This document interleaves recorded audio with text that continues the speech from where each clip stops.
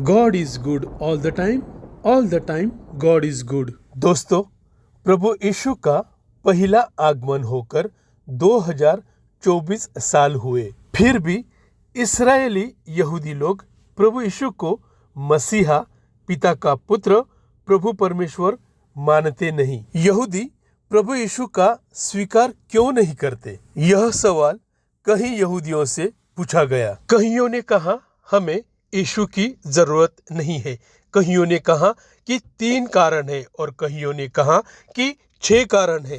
लेकिन सही कारण यह है कि पिता परमेश्वर ने उन्हें मतलब यहूदियों को ऐसे आंखें दी जो न देखे और ऐसे कान जो न सुन सके। यशायाह चैप्टर 6 वर्स 9 और 10 देखिए। उसने कहा, जा और इन लोगों से कह, सुनते ही रहो परंतु न समझो, देखते ही रहो परंतु न बुझो। तू इन लोगों को मन को मोटे और उनके कानों को भारी कर और उनकी आंखों को बंद कर, ऐसा न हो कि वे आंखों से देखे और कानों से सुने और मन से बुझे और मन फिराए और चंगे हो जाए।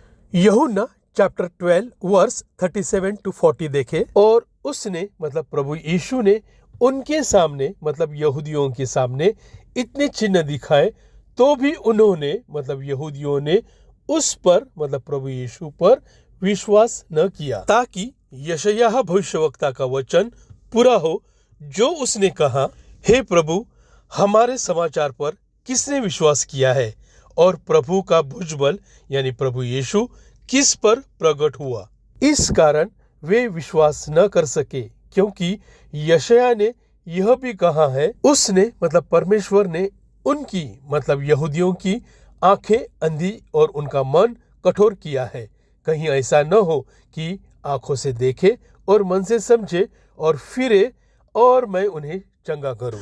परमेश्वर ने यहूदियों का मन कठोर क्यों किया है? यशायाह चैप्टर 11 वर्स 12 को देखे। वह अन्य जातियों के लिए झंडा खड़ा करके इस्राएल के सब निकाले हुओं को और यहूदा के सब बिखरे हुओं को पृथ्वी की चारों दिशाओं से इकट्ठा करेगा। वैसे ही यशायाह चैप्टर 56 वर्स 8 देखे। प्रभु यहोवा जो निकाले हुए इस्राएलियों को इकट्ठे करने वाला है, उसकी यह वाणी है कि जो इकट्ठे किए गए हैं उनके साथ में औरों को भी इकट्ठे करके मिला दूंगा। दोस्तों, यहाँ पे लिखा है जो इकट्ठे किए गए इस्राएलियों के साथ में औरों को भी।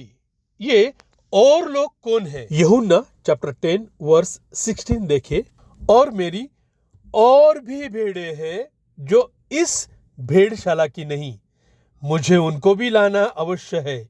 वे मेरा शब्द सुनेगी, तब एक ही झुंड और एक ही चरवाहा होगा। यहाँ पे लिखा है, और मेरी और भी भेड़ें हैं जो इस भेड़शाला की नहीं, यानी इस्राएल देश की नहीं। दोस्तों, इस्राएल देश छोड़कर बाकी सभी देश के लोग अन्य जाति के लोग हैं, और इन्हीं लोगों को और लोग कहा गया है। इफिसियों चैप्टर 2 वर्स 11 से देखिए। इस कारण स्मरण करो कि तुम जो शारीरिक रीति से अन्य जाति हो और जो लोग शरीर में हाथ के किए हुए खतने से खतना वाले कहलाते हैं, वे तुमको यानी इस्राएली खतना रहित कहते हैं। तुम लोग उस समय मसीह से अलग और इस्राएल की प्रजा के पद से अलग किए हुए और प्रतिज्ञा की वाचाओं के भागी न थे और आशाहीन और जगत में ईश्वर रहित थे। पर अब मसीही यीशु में तुम जो पहले दूर थे, मसीही के लहू के द्वारा निकट हो गए हो। मतलब प्रभु यीशु पर विश्वास करके पिता, पुत्र और पवित्र आत्मा का बपतिस्मा लिया। इसलिए दोस्तों, हम सब पिता परमेश्वर के भेड़शाला की यानी इस्राएल देश की भेड़ें नहीं है। हम सब उसी पिता परमेश्वर की भटकी हुई भेड़ें हैं, क्योंकि अपने सभी पूर्वज मूर्ति पूजक थे, मतलब वे अन्य देवताओं की पूजा पाठ करते थे। उन सभी को सच्चे परमेश्वर की पहचान नहीं थी। गलाती चैप्टर 3 वर्स 8 और 9 देखिए। और पवित्र शास्त्र ने पहले ही से यह जानकर कि परमेश्वर अन्य जातियों को विश्वास से धर्मी ठहराएगा, पहले ही से अब्राहम को यह सुसमाचार सुना दिया कि तुझ में सब जातियां आशीष पाएंगी। तो जो विश्वास करने वाले हैं वे विश्वासी अब्राहम के साथ आशीष पाते हैं। और वर्स 26 से देखिए, क्योंकि तुम सब उस विश्वास करने के द्वारा जो मसीह यीशु पर है परमेश्वर की संतान हो। और तुम में से जितनों ने मसीह में बपतिस्मा लिया है उन्होंने मसीह को पहन लिया है। अब न कोई यहूदी रहा और न यूनानी यानी न अन्य जाति, न कोई दास न स्वतंत्र, न कोई नर न नारी, क्योंकि तुम सब मसीह यीशु में एक हो। और यदि तुम मसीह के हो तो अब्राहम के वंश और प्रतिज्ञा के अनुसार वारिस भी हो। यशायाह चैप्टर 42 वर्स 1 से देखिए, मेरे दास को देखो जिसे मैं संभाले हूँ, मेरे चुने हुए को जिससे मेरा जी प्रसन्न है।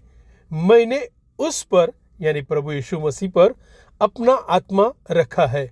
वह जाति जाति के लिए न्याय प्रकट करेगा। वह न थकेगा और न हियाव छोड़ेगा जब तक वह न्याय को पृथ्वी पर स्थिर न करे। और द्वीपों के लोग उसकी व्यवस्था की बाट जोहेंगे। मैं यहोवा हूँ, मेरा नाम यही है।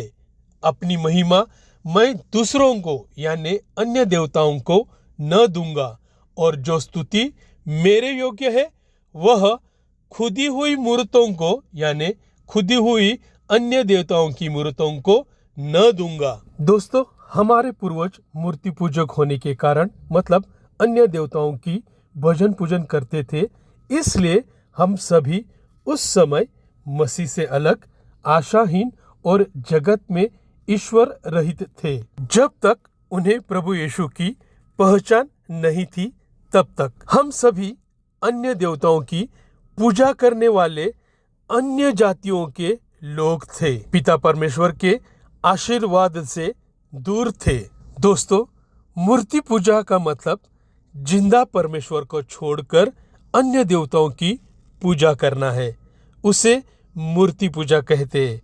प्रभु यीशु मसीह या माँ मरियम के प्रतिमा को पूजना मूर्ति पूजा नहीं कहते हैं। ये मूर्ति पूजा नहीं है। मूर्ति पूजा का मतलब आपको गलत बताया गया है। दोस्तों, इन सारे वचनों पे जरा ध्यान दीजिए।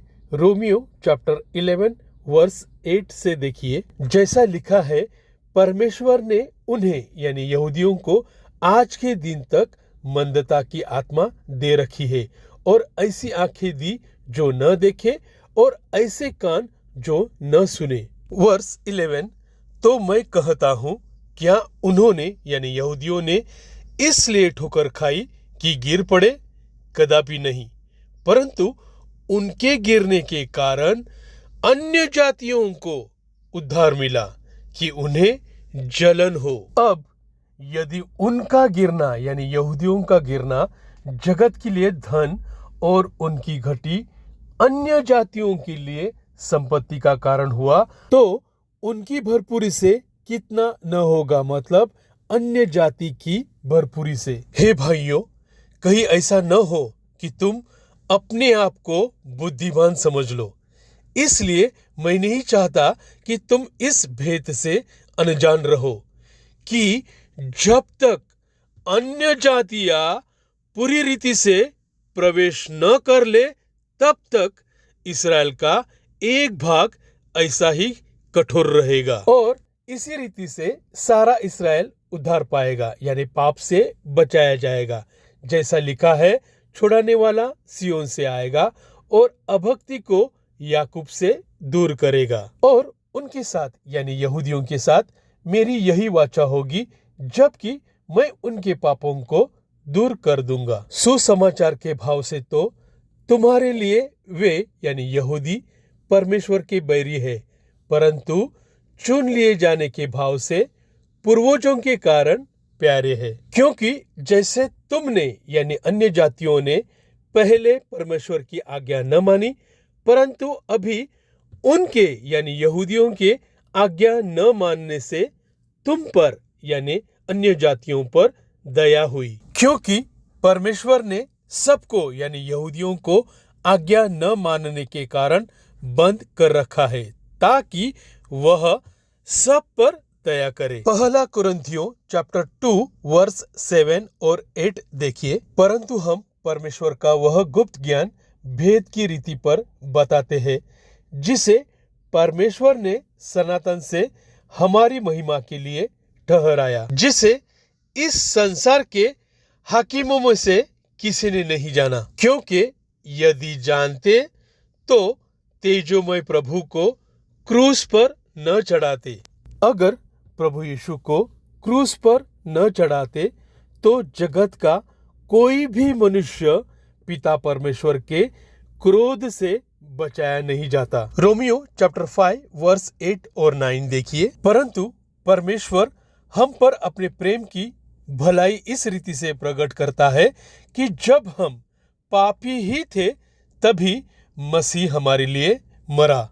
तो जबकि हम प्रभु यीशु के लहू के कारण धर्मी ठहरे, तो उसके द्वारा परमेश्वर के क्रोध से क्यों न बचेंगे। दोस्तों, अभी परमेश्वर ने यहूदियों की आंखें खोलनी शुरू की है, मतलब अन्य जातियों का प्रवेश बंद हो जाएगा। यही वो कारण है परमेश्वर ने यहूदी लोगों का मन कठोर किया है। प्रभु की स्तुति हो। आमीन।